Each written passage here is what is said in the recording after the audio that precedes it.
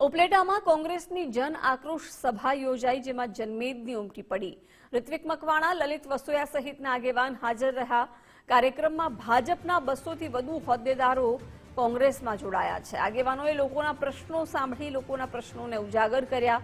મોંઘવારી, બેરોજગારી અને ખેડૂતોના પ્રશ્ને સરકાર પર પ્રહાર કરાયા। રાજ્યમાં જમીન પડાવતી સિન્ડિકેટ સક્રિય હોવાનું ઋત્વિક મકવાણાએ જણાવ્યું।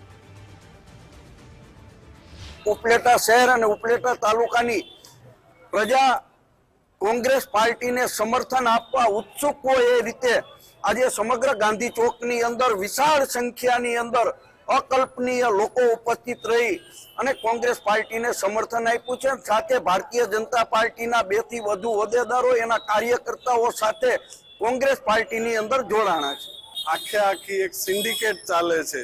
આજે 5 જેટલા કલેક્ટરો જેલમાં છે। એ બધા આ સરકારી જમીનોના વહીવટ કરે અને એમાંથી મોટા પાયે ભ્રષ્ટાચાર કરે। જે કોઈ આની ભોગ બન્યું હોય એવા તમામ લોકોની વિગતો ભેગી કરવામાં આવશે અને આવનારા સમયની અંદર રાજકોટની અંદર વિશાળ પાયે મોટા પાયે એનો સામનો કરવાનો આયોજન થશે।